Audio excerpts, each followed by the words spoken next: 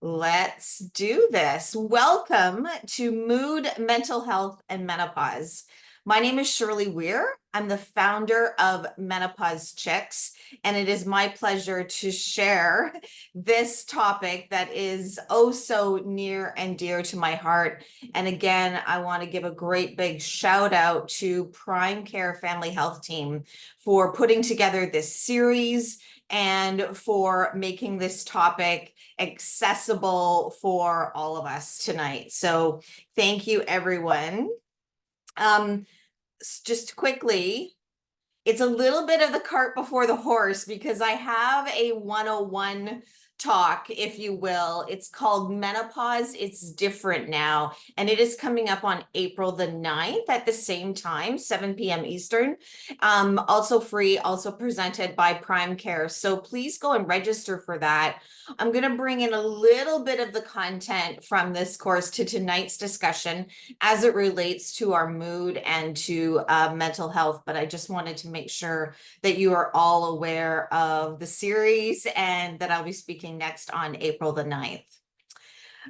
So I'm Shirley Weir. I'm the founder of Menopause Chicks. I also host a private online community on Facebook, and I have a small group coaching membership called The Nest because we all deserve a soft place to land from some of the confusing, conflicting, sometimes just overwhelming, the volume of information that is now being thrown at us. And when we're trying to make health decisions, my job is to make sure that you have access to quality, verified, evidence-based health information, that you are aware of all of the options that are available to you so that you can become your own best health advocate and make the health decisions that are right for you. This is me when I was in Mississauga on Sunday. I think I'm wearing the same shirt tonight. And I wanted to throw this slide up here so that you could also find me, if you're not coming to British Columbia anytime soon, at menopausechicks.com. Menopausechickscommunity.com is a free Facebook community that's 100% education based, and at Menopause Chicks on Instagram. So that was me last Sunday. This is a picture of me when I was 41. And it is probably this time in my life that got me the job I have right now. I started Menopause Chicks about 12 years ago. I started my own personal research journey when I was 41, and I'm 57. You can't tell from this picture, but I am sleep deprived. I have debilitating brain fog. I run my own business, and I'm scared out of my mind that I have early onset dementia because I can make a list, but I can't get anything done. And my family relies on my income, and I'm scared. And it's starting to show up in my day-to-day life. I'm yelling at my children. I'm even having bouts of rage because I'm so stressed. The mood swings are pronounced, and I'm worried for my health and for all of our health. And it was that experience. Oh, yes. And I forgot to mention, I'm also experiencing anxiety, depression, and PMS for the first time in my life at age 41. So it was that set of experiences that led me to my physician's office. And I love my family doctor. She's amazing. She delivered both my babies. She's about 10 years older than I am. I thought it was going to sort of be this big sister talk. I would calm down. I'd get all the information that I need. But unfortunately, she didn't have the tools in her toolkit to support me that day. But I didn't have the tools in my toolkit either. I didn't know how to talk about what I was experiencing. And if you think about, our traditional medical doctor's office or medical clinic, there's a baby crying in one room, there's somebody else who needs stitches in another room, and there I am looking like this, saying, I just don't feel like myself anymore. Or I think I'm showing the first signs of menopause. That's what I said. And she looked at me and she looked at my chart and she said, "Oh, you're 41. You're too young. You want to go back on the birth control pill? You want to try a sleeping pill? And if you want to, your other option is antidepressants." And I was not against any of those things, but at the same time, I was like, that wasn't the answer that I was expecting. And it kind of hit me like a bit of a gut punch. And then I realized, oh, there's no way that I can be the only one. There must be others that are having these same experiences. And maybe that's what brought you here tonight as well. So that is how Menopause Chicks began. It took me a little while after that to complete my research and to realize that I did want to start an online education community. And, when you Google perimenopause, menopause, or postmenopause, there's a lot of images that come up. And usually they are photos of gray-haired women holding fans, the hot flash. It's sort of that very stereotypical image of women of menopause. And rarely, although this image isn't like that much better, rarely do we get information or sort of immediate validation that we are under a lot of stress. So let me know if this is sort of an illustration that you could draw to represent your own life tonight. Maybe it's this one. Maybe, you've just made it home, and the Post-it notes are absolutely everywhere. I know that was very representative of the time in my life, raising two small children, running a business, looking after an aging mother.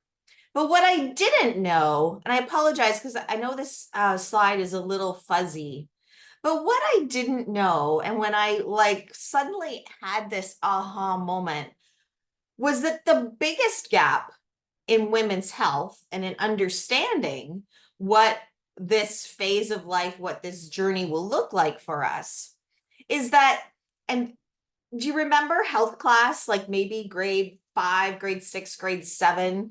There was that one class where we were taught how a baby is made.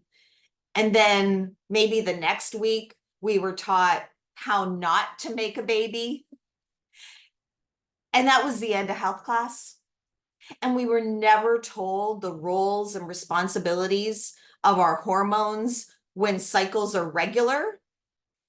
And then we grew up, and 3, 4, 5, 6 decades later, we are trying to navigate yet another major change in our health and in our life. And we have no idea. We have no reference point. We've heard of this thing called menopause, but we've never been taught the roles and responsibilities of major hormones.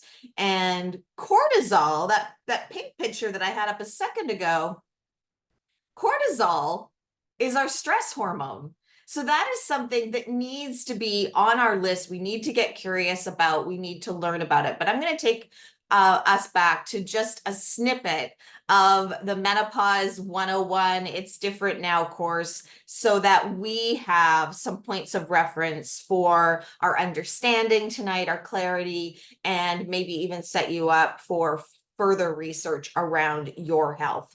So on this graph, very, very quickly, you see a purple line, which represents one of 3 kinds of estrogen that we produce, estriadol, and a green line, which is progesterone.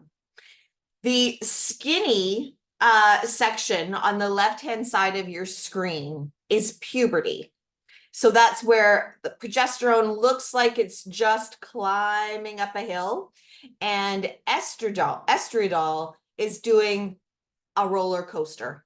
This is our bodies preparing for our reproductive years, otherwise known as puberty. The wider section in the middle is our reproductive years. So this could be anywhere from, let's say, age 12 to age 50 or 51. And during that time, estradiol and progesterone, they look pretty solid where they are, right? Like pretty stable and in sync with one another.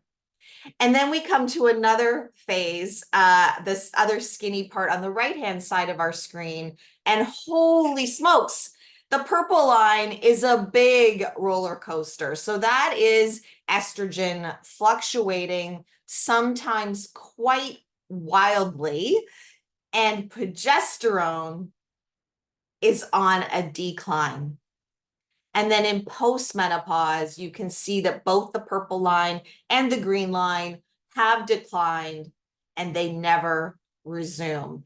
This section is postmenopause, and we are in postmenopause for the rest of our lives.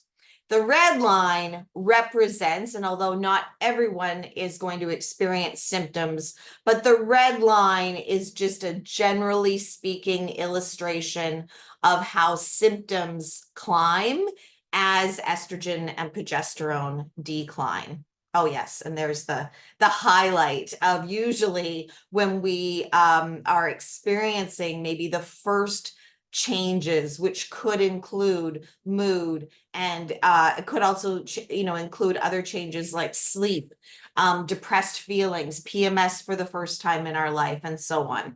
So our agenda for tonight is to make sure that we have the ability to identify mood, mental health, and stress, and get curious about the roles that they are playing in our life or disrupting our quality of life. And I want to be able to leave you with two things. One is being able to understand when it might be related to estrogen and progesterone, when it might be related to cortisol. So those are the main hormones that we'll be speaking about tonight, and when it might be related to something else. And that's really important because we need to be our own Sherlock Holmes. We need to be our own detectives in questioning. We don't need to solve, but we do need that level of curiosity to question. I wonder if it's this, or maybe to check off certain boxes. And we will go through that. So solving for mood and mental health. And then finally, number 4, I want to leave you with an example of a script tip. So this might be if you have an upcoming health appointment, or you want to make a health appointment, you wanted to have a health conversation. I want to leave you with an example of what a script tip might look like, because I do believe that in addition to closing the gap on the roles and responsibilities of our hormones when cycles are regular, that we all have a significant role to play in changing how we show up at our next health conversation. And I want to empower all of us to walk into that appointment as informed as we possibly can be, aware of all of the options that are on the menu and available to us, and confident in what resonates or what aligns with our own health values, because we have to be making the decisions that are best for us. I threw the saber-toothed tiger in here because it really does, it complements that pink picture of the woman who looks like she's losing her mind, and how we can think about cortisol. And cortisol is, as the stress hormone, is ignited by the hypothetical saber-toothed tiger that lives in our day-to-day lives, which for many of us might look like this person, or it might look like one of our educators, or it could look like one of our healthcare professionals. Those are just three examples where in modern day, yes, we're not out hunting and gathering and facing the saber-toothed tiger, but we are having that same stress response, given all of the plates that we seem to be juggling in our day-to-day life. So back to this. So 41, how many people here are actually in their 40s and navigating perimenopause? You can pop that into the chat. This is what I didn't know at this time in my life, that I needed to hold up a mirror to myself, and rather than look externally for something to blame, which was really, I'm going to be honest with you, what I was searching for when I was sitting in my doctor's office at 41 saying, I'm just not feeling like myself. Is it menopause? Can you help me? I also wasn't holding up the mirror and saying, Shirley, are you eating well? Are you exercising? Are you taking care of your stress levels and doing all of the things to support your well-being? And the other thing that I hadn't yet landed on was this notion that, wait a second, being a woman is not a diagnosis. We deserve to feel amazing. And I know that that might not always be the case. Amazing can definitely be a sliding scale. And we have to remember that sometimes that path towards amazing runs straight through a little place called not yet amazing.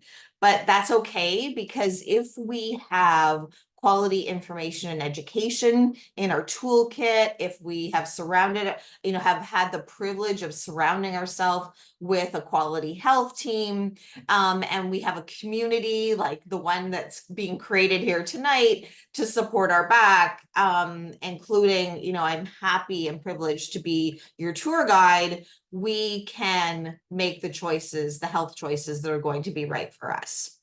So I threw the chart at you first. I think that's probably the last time I have it on here. Just some quick definitions, though, to clarify. So perimenopause is not a synonym for suffering, and it's not a synonym for symptoms.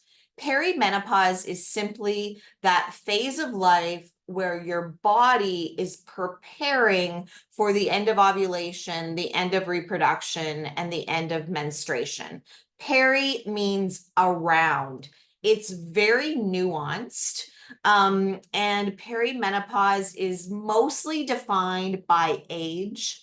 So because the average age of menopause in Canada, in North America, is around 51 or 52, perimenopause can be 45, but it can also be as early as our late 30s. So late 30s, early 40s, but mostly mid 40s, 5 to 7 years before the average age of menopause. Different for everyone. It simply means that the body is preparing for the end of reproduction, the same way at the other end of the hormone teeter-totter, those 2 to 3 years before a girl gets her first period, changes are happening. So the body's preparing for puberty, preparing for reproductive years. Perimenopause is at the other end.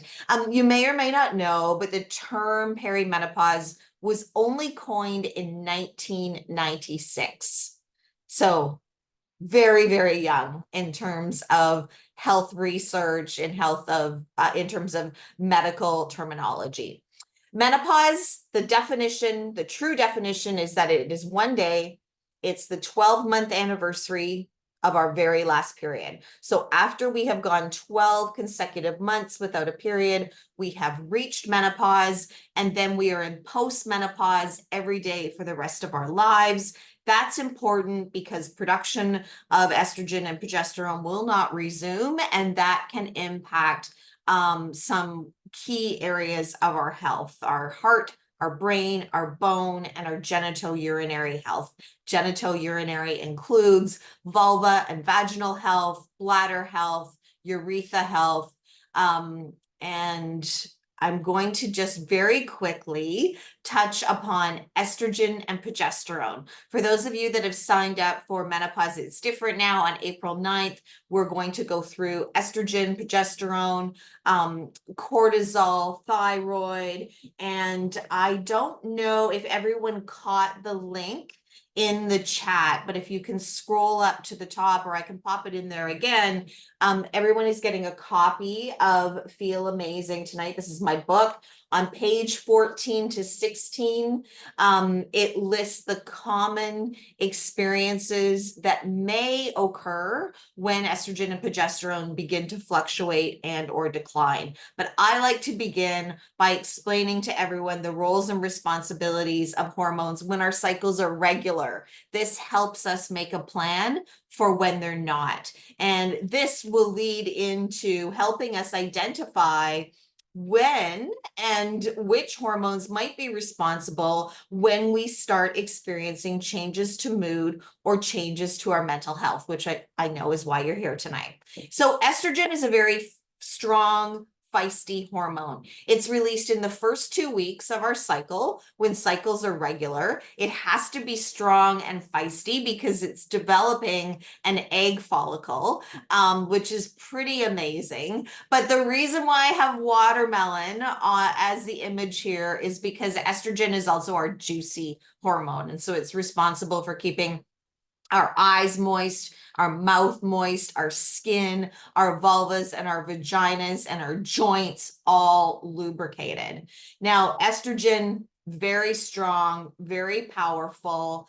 In the second 2 weeks of our cycle, along comes its perfect dance partner. So progesterone is the perfect dance partner for estrogen. Progesterone is responsible for supporting our mood, our sleep. It helps to regulate our bleeding. It protects the lining of our uterus. It's also a great investment in our brain and our bones. And these hormones, they have hundreds of roles and responsibilities. I'm just pulling out the highlights, but you will notice that the very first thing, the first role and responsibility that I mention when I talk about progesterone is how calming it is. It is very supportive of our mood. Now think back to that chart and the green roller coaster line that I had up on the screen. As we get closer to perimenopause, enter perimenopause, head towards our date of menopause, and then into postmenopause, that roller coaster has declined. And some of the first changes that we might notice with a decline in progesterone is changes to mood, changes to sleep, and changes to bleeding. Ah, there it is again. All of that is happening at the same time as what I refer to as the Rubik's Cube of a woman's midlife. And this can become one of our greatest challenges. What do I mean by the Rubik's Cube of midlife? Well, hormones, so the physiological changes are happening, and we might be able to support that by, prioritizing how we eat, move, sleep, how we manage stress. Maybe we get some support from our healthcare team. But I don't know about you. I mean, it seems like you can work on one or two things and you can be like, oh, look, I got the green side. The green side is all done. And then you turn the Rubik's Cube over and you're like, oh my gosh, I am having issues with my relationship. I'm struggling with my job. I want to switch careers. I'm taking care of aging parents and the stress of that. I'm navigating grief.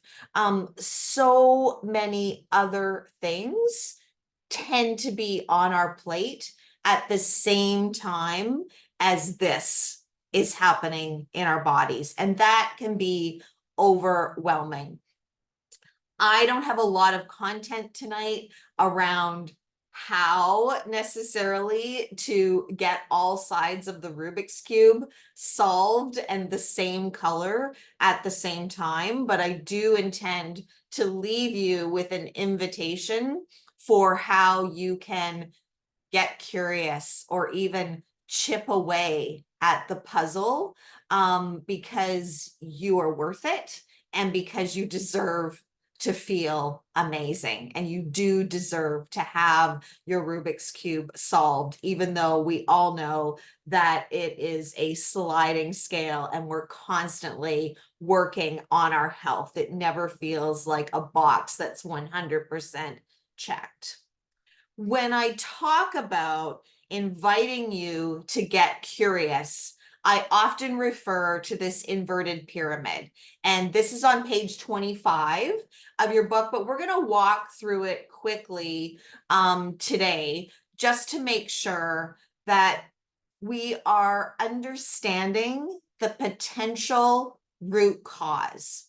And the reason behind why I created this inverted pyramid is because when you create a community called Menopause Chicks, I can't tell you how quickly the conversation goes to one of two places or to two places. One, it generally goes to a conversation about medical care. And medical care is a part of it, and it is an important part of it. And the second place that the conversation about menopause will quickly go is often to hormone therapy. Sometimes or often with a connotation that hormone therapy will be some sort of magic wand and all will be well.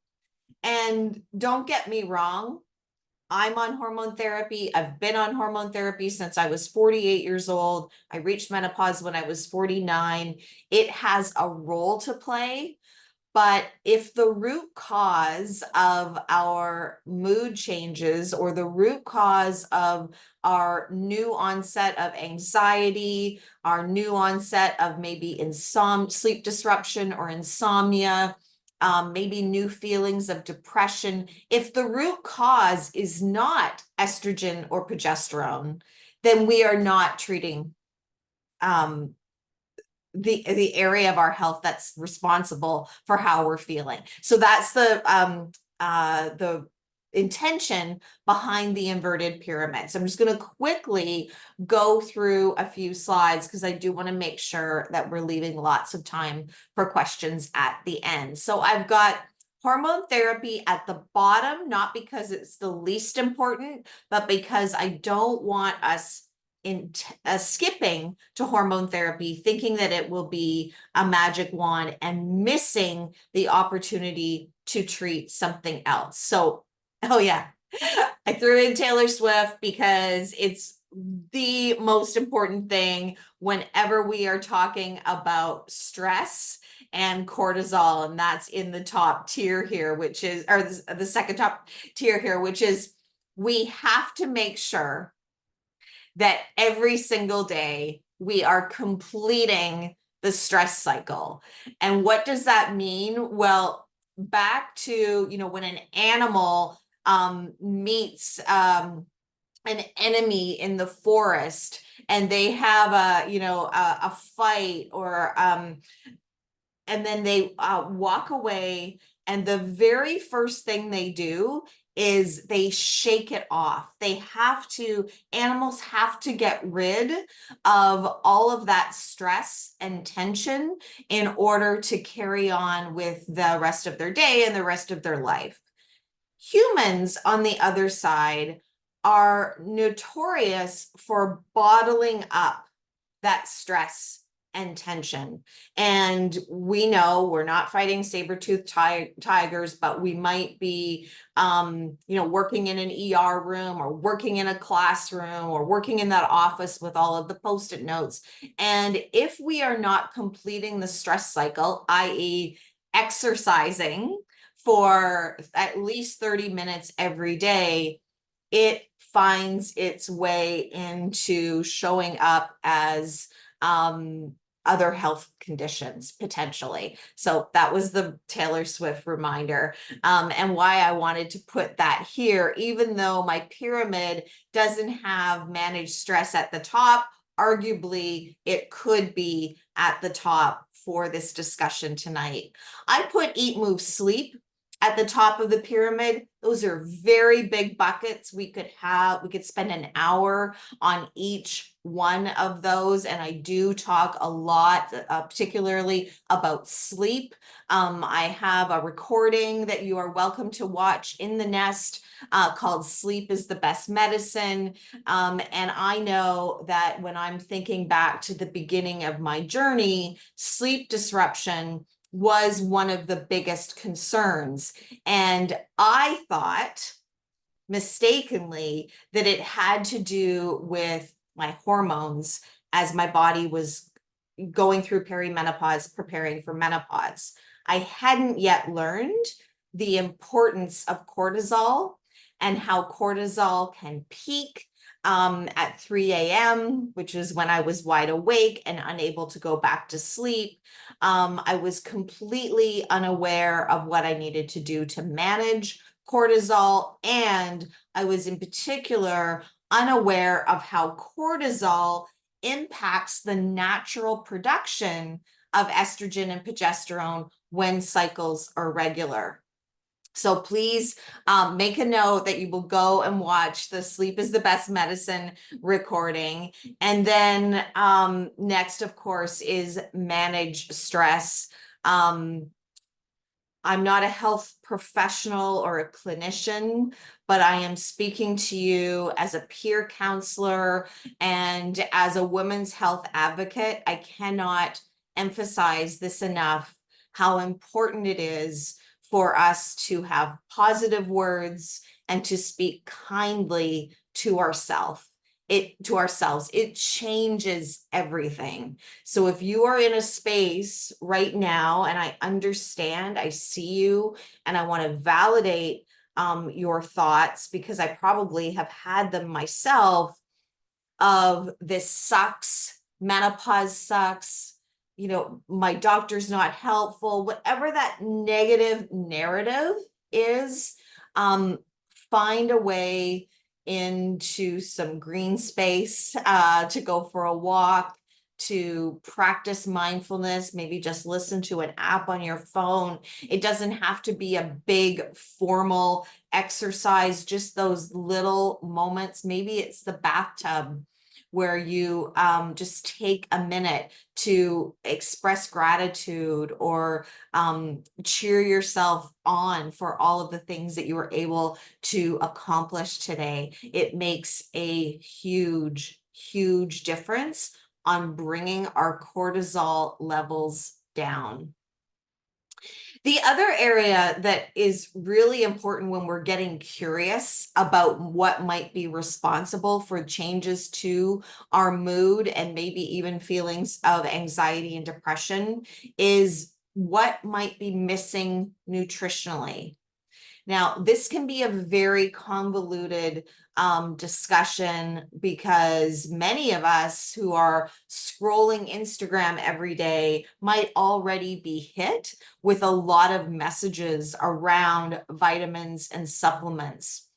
I don't talk about many vitamins and supplements, but I do have to shine a light on probably the 4 or 5 that I talk about the most and that I encounter with the women that I work with every day in the Menopause Chicks community. And those include iron, magnesium, vitamin D, and then I often talk about omega-3s for women who are looking to invest in their heart and brain health. And then for all of us to get curious or to talk to a healthcare professional and get a personalized recommendation around these, as well as the B vitamins. So iron deficiency is very, very common in women who still have a period. and or who eat primarily vegetarian or a vegan diet. Iron deficiency can show up as headaches, fatigue, exhaustion, depression, heart palpitations, restless legs. And the challenge, and more, there's more than that. Those are just, some of the top ones that I see on a regular basis. And I see those women presenting with those experiences or those symptoms, and they also come to the table with the connotation that what they're experiencing must be perimenopause, menopause, or postmenopause. So this is where we put on our Sherlock Holmes cap and we get really, really curious about whether or not we are experiencing iron deficiency. Or the blood test is a ferritin test. So ferritin measures the stores of iron in our blood. Super important. Please put that on your list. You do need a requisition from your doctor to test your ferritin level. You do not need a prescription from your doctor to supplement with a good quality iron supplement.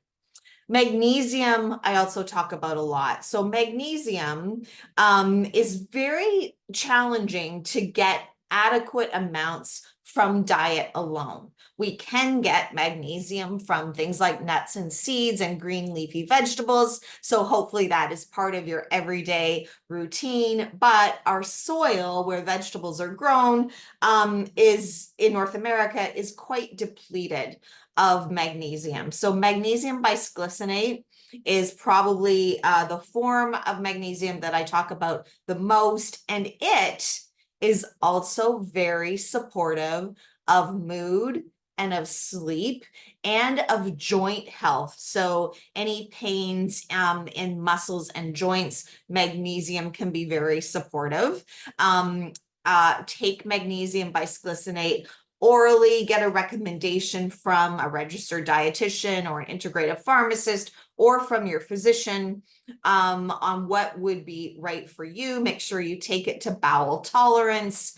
And you can also supplement with magnesium in addition to taking it orally by putting Epsom salts in your bath. And so that's a great way to make sure that you're checking off 2 levels on the pyramid. And then vitamin D, for those of us that live in Canada and just aren't getting enough vitamin D, we need to make sure that we're having a conversation with our healthcare provider about what dose of vitamin D we should be taking, especially as it relates to supporting our mood, our mental health, and our bone health.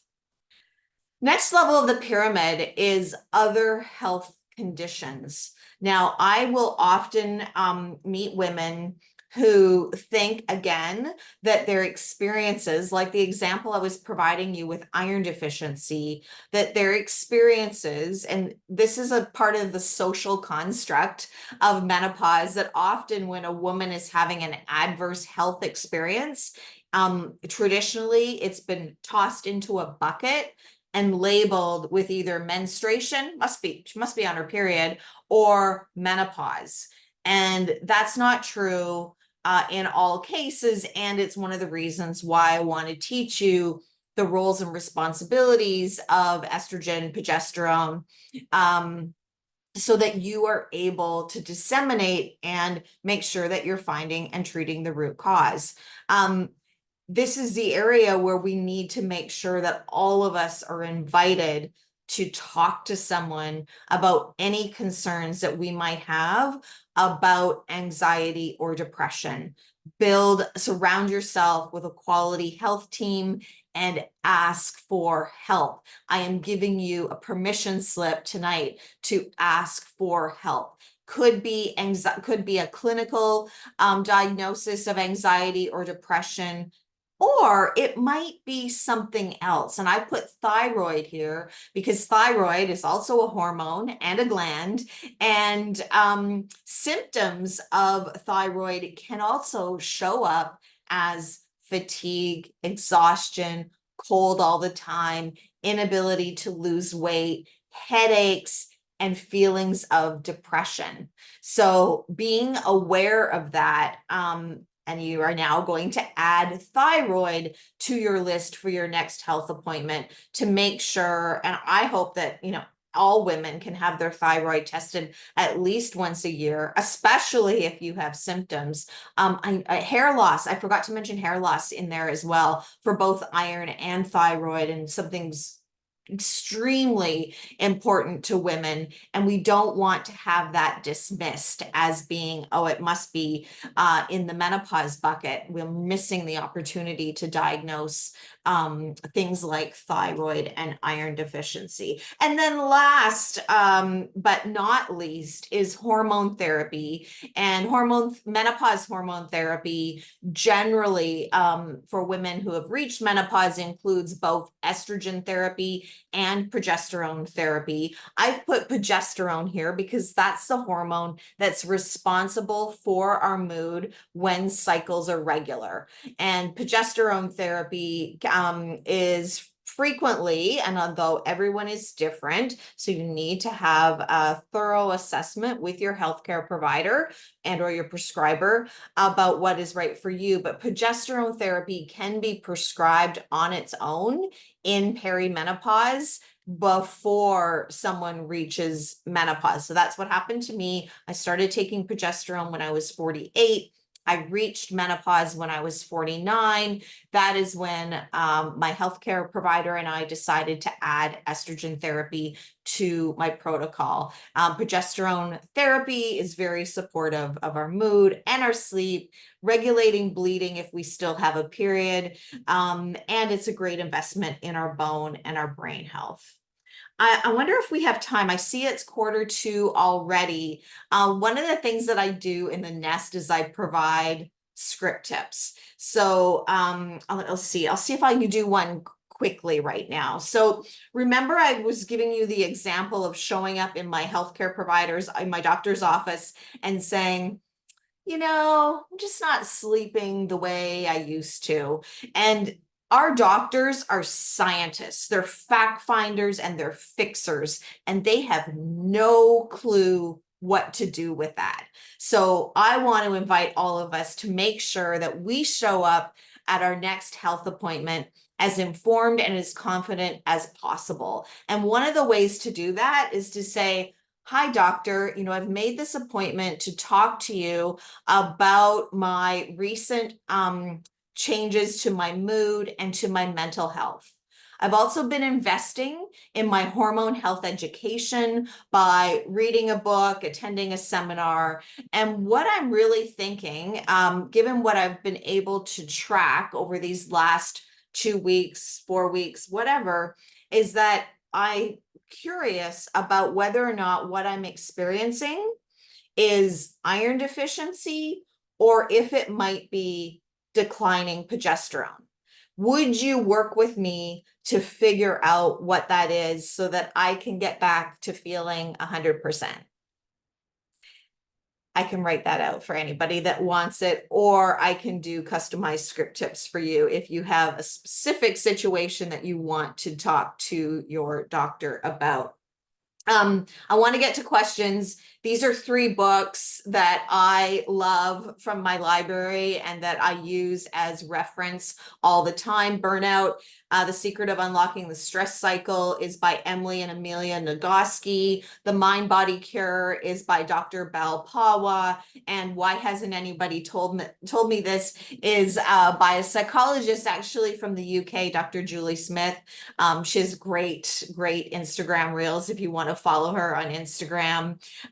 Everyone here tonight is getting an e-copy of my book, Feel Amazing, your invitation to rethink perimenopause, menopause, and postmenopause. You're also getting first month free in the Nest. And the Nest is a small group coaching membership. We have Ask Anything events every single Monday Once a month, we host a special topic event, learning event. So like January was sleep is the best medicine. February was stress less in 2024. And it also includes personalized responses to any questions that you might have, including script tips that you can take to your next appointment. And finally, a reminder again that I will be I have been invited back by Primecare Family Health Team to host Menopause. It's different now on April 9th. And that is the full meal deal on everything that we need to know, how our hormones work when cycles are regular, what of all our options are, including your most frequently asked questions about hormone therapy. Whew. Let's go to the Q&A. I see that there's some questions there. I'm going to close down my screen. And if anyone has to jump off, now I'm not 100% sure on this, but I hope that Primecare, they will have a copy of this recording and will send it out. So if you do have to jump off, you can fast forward tomorrow and just to the spot where you had to leave. Okay, let me see how I get this. There we go. How's everybody doing? I need the chat open.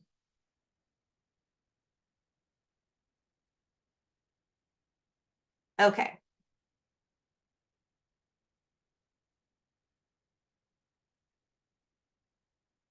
Okay, now I see where everyone's from. That's amazing. Okay, so somebody has posted that they're 43 and they were just put on the birth control pill, I assume, for low estrogen. That's interesting because most of modern day birth control pills are progestin. So you might want to check. You might want to check. And if you want to message me about any questions about that. 50 years old, but told I'm still perimenopausal. Well, you are in perimenopause until you've gone 12 consecutive months without a period, and then you reach menopause. So let me know if you have any questions about definitions there. Age 49 in perimenopause for several years, also on birth control to control symptoms. That's an interesting comment. I totally understand. If the birth control pill is your contraception method of choice, amazing. If it's not, or you don't need contraception, then you may want to look at what some of the other options for hormone therapy are available to you. That is something to get curious about. Lots more information in here. 52, 46, 60, and perimenopause. I see that a lot more lately than I used to. 49 and peri, 43 and have symptoms for sure. I just turned 50 last week. Happy birthday. 18 months, no period. So you're in post-menopause if you've gone 18 months. 48 with symptoms, 54 with hysterectomy, being in menopause for 2 years. Could you please repost how you can get a copy of your book? Absolutely, I can. See if this works. There you go. So what I've just posted is where you can access my book online, as well as how you can join the Nest, and when the first month is free.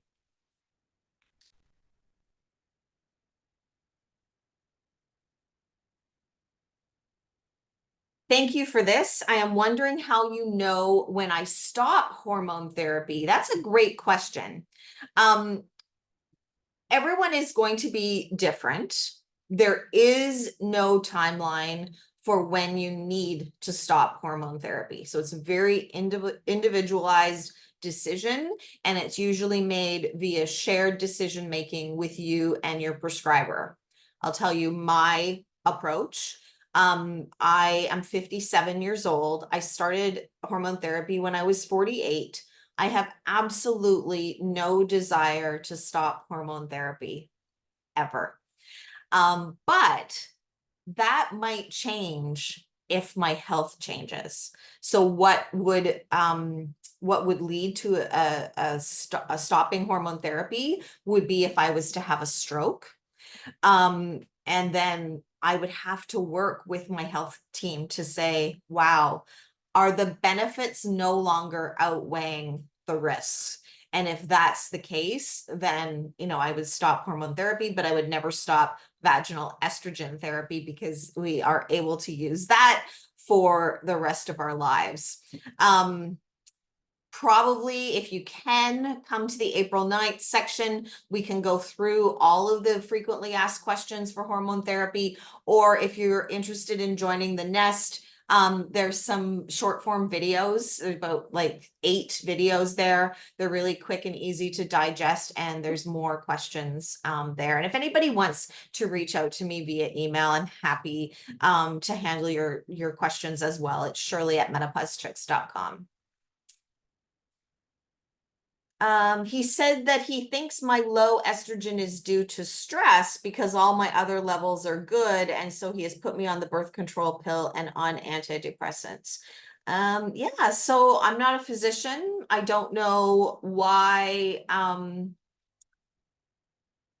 need to know more information, your age, date of your last period. And I'd get curious with your doctor about how stress is impacting your low estrogen, or if it is in fact where you are in the reproductive timeline. But birth control pills, generally speaking, are progestin. So it's not going to, if that's the case, and if that's what you're taking, it's not going to do anything to boost your estrogen. What magnesium would you suggest? Well, I wouldn't suggest any brand names, but I would invite you to look at magnesium in your pharmacy and turn the label around. So there's lots of different kinds of magnesium. I would encourage you to get magnesium bisglycinate. I'll type that into the chat. It's bisglycinate. I think the general dose, like recommended dose, is 200 milligrams. It's not the type of magnesium that will cause diarrhea, but some people will have that reaction. So I would make sure that you take it to bowel tolerance, meaning if you can start with 100 milligrams and work your way up to 200, or whatever your healthcare provider recommends. Some women do take 300 or 400. I wouldn't do that without having a recommendation from a pharmacist or a registered dietitian. Where did I leave off here? Link for the book. Amazing. What magnesium? How did you help your brain fog? Mine is absolutely debilitating. Okay, great question. I believe that the root cause of my brain fog was 2 things. 1, cortisol, so stress. And 2, I believe it was a symptom. And the rearview mirror is very educational and informational, let me tell you. 2, I believe my brain fog was a symptom of insomnia. So what I was doing was pushing the pedal to the metal, which is a clear sign of cortisol being out of whack. And I was driving right, I was hitting the wall and driving right through it. So that meant getting up at 3 a.m. every single morning, working for 4 hours before my children would wake up, and then carrying on all the roles and responsibilities of being a mom, of having a mom, of doing all of the things, my roles at work, in the community, et cetera, et cetera. So understanding and having an education around the importance of exercise. So walking an hour every day in green space, and truly practicing. They use the word practice for a reason. Practicing mindfulness and meditation for the first time in my life. And then thirdly, and this isn't easy. This is not easy at all for any of us, but having the realization that I wasn't any good to anybody if I wasn't taking care of me. And so that's where this phrase that I repeat all the time has come from, is that we have to put our own name at the top of the to-do list. It's not a cliche.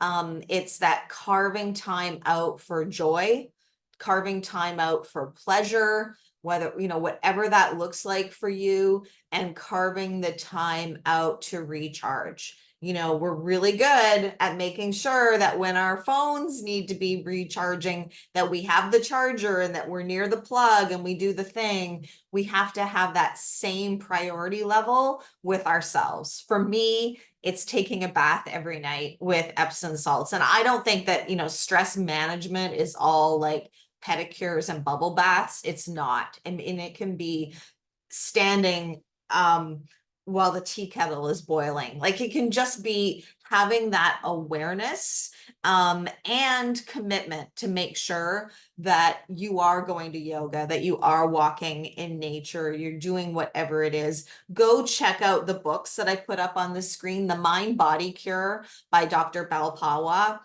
taught me a lot, and she is a trusted friend and colleague of mine. But there's tips in all three of the books that I put up there. And brain fog too also like really is like a tap on the shoulder. So it's that invitation, just like a hot flash or a vasomotor symptom is a tap on the shoulder. It's like when you're experiencing brain fog, think of it as the check engine light has just come on in your car. And it's like, oh my goodness, I need to stop, pull over to the side of the road and pay attention to what is happening here, and get really curious by using the pyramid on page 25 about what it might mean for you. And that might be everything from, the lifestyle factors at the top to figuring out whether you need iron or magnesium or vitamin D, and making a health appointment so that you can go and have an informed conversation with someone on your health team and ask for help. It is okay to ask for help. Had a hysterectomy in 2017, left the right ovary, and doctor said my blood work shows I'm not menopausal yet. Yeah, so I understand if you don't have a uterus, you wouldn't be using your period as a guide. I'm sorry I left that out before. And so when we have if we have our uterus removed, but ovaries 1 or 2 are left intact, then we still haven't reached menopause. And so then we determine when we've reached menopause, usually based on our age plus any symptoms. That's a traditional way of looking at it. I also take it one step further and make sure that we add our health goals onto that set of criteria. And what I mean by health goals is investing in our bone health. So making sure that we know that without that regular production of estrogen and progesterone, 1 in 3 of us will fall and break a bone due to osteoporosis. So that gives us this window of opportunity to sit down with our healthcare team and discuss how we are going to, for example, prevent bone loss. Take care of our heart health, take care of our brain health, and we can prevent and or treat any goals that we have for our genitourinary health, which includes avoiding and or treating vulva and vaginal atrophy and dryness, avoiding and or treating chronic UTIs, avoiding and or treating pelvic organ prolapse. So we didn't have a chance to get into that tonight, but I'd be happy to chat with you about how we can put our pelvic health at the top of the list as well. Did we do it? Oh my gosh. Yeah, you're welcome. Thank you. Thanks everyone for showing up.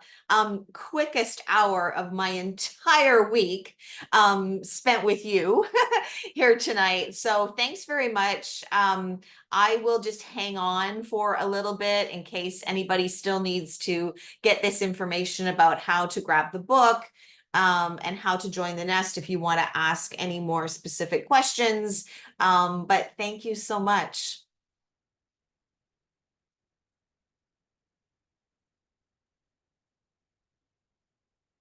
You are most welcome. You are most welcome. Oh, yeah, I'm glad you're signed up for April 9th. That's great. I'll see you on the 9th. Yay. Oh, good. Your hubby listened to. That is beautiful. Mwah. Kudos to both of you. Where is a good resource for pelvic health? Well, the best resource is probably to see a pelvic floor physiotherapist. And I can maybe recommend or help you find someone in your neighborhood, or you can go to a physiotherapy office and ask if they have a pelvic floor physiotherapist on staff. Having a personalized assessment is going to be one of the best experiences.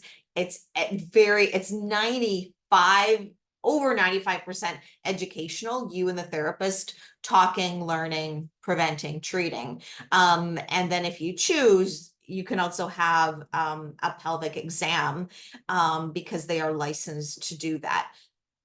The next place that I would suggest, I have a little bit of information on pelvic health in here, but check out the Vagina Coach, vaginacoach.com. She, especially if you're having issues and you're interested in online learning, she has amazing online educational programs at vaginacoach.com.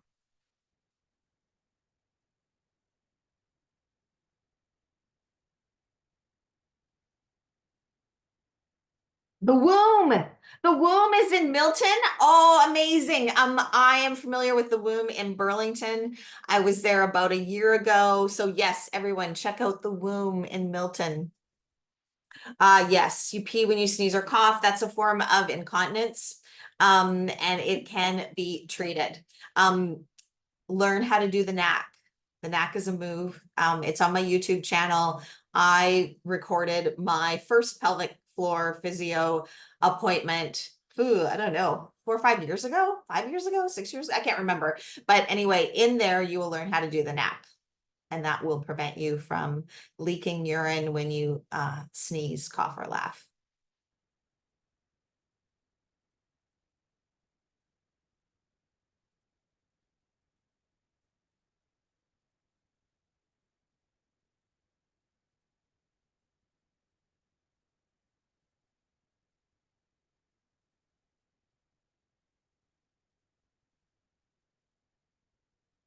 Well, okay, so I can just reply to you, Kim, here, I think, can't I? Yes, I can. Kim, I'm just gonna reply.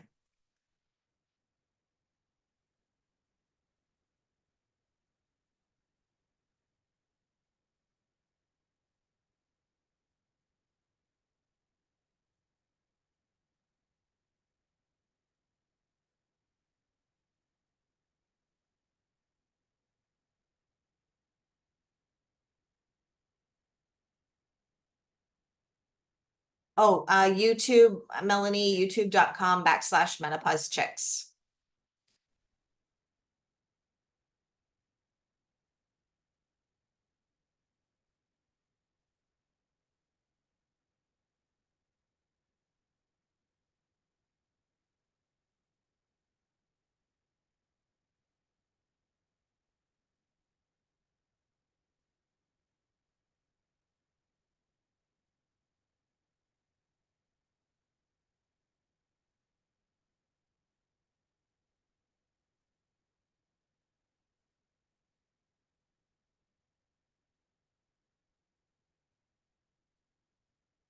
Gotcha. Okay, that's what I thought.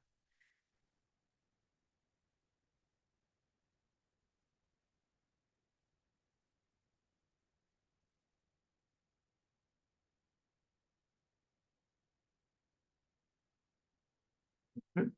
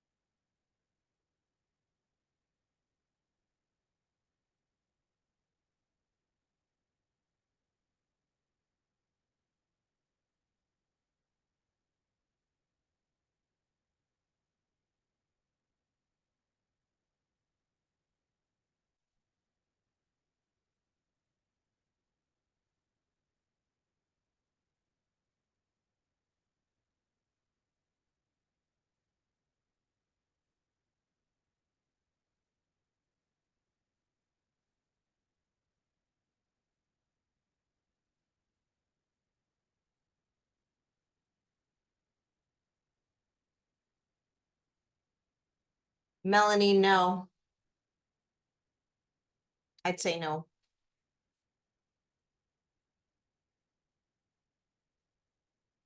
It's not going to affect so hormones are the messenger, they're like text messages. They're a messenger system that go from the pituitary gland in our brain to our ovaries. So your experience with childbirth wouldn't impact your own personal journey of perimenopause to menopause to postmenopause. Oh, wow. Wow. My nephew was 2 pounds too. Um, yeah, I mean, that's my immediate gut reaction to that. But brain fog, hopefully, as I was able to articulate tonight, could be rooted in cortisol and stress. Could be, I'm not sure your situation, could also be rooted in sleep deprivation or insomnia, could be rooted in a nutritional deficiency. So try to go back to the inverted pyramid. It's on page 25 in here, and then reach out to me and we can play detective together, just so with the goal that you then might have a list or a script to talk to your healthcare provider about how to address brain fog for you. Maybe it's another nutritional deficiency. Maybe omega-3s would be helpful. I'm not sure. Did you know when we're older, our hip breaks when we fall? Yes. Everyone says grandma fell and broke her hip. It's the opposite. Hip area breaks, then we fall. Oh, yeah. Yeah, that's brilliant. That is absolutely an excellent Carrie. Carrie, gold stars for you. Oh, I can't. You think you're going. Carrie, big gold star.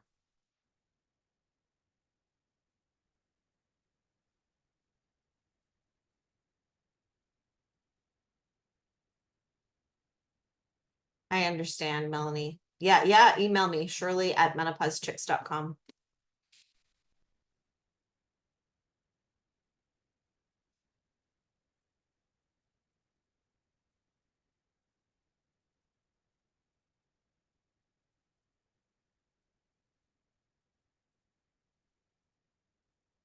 I think that's it.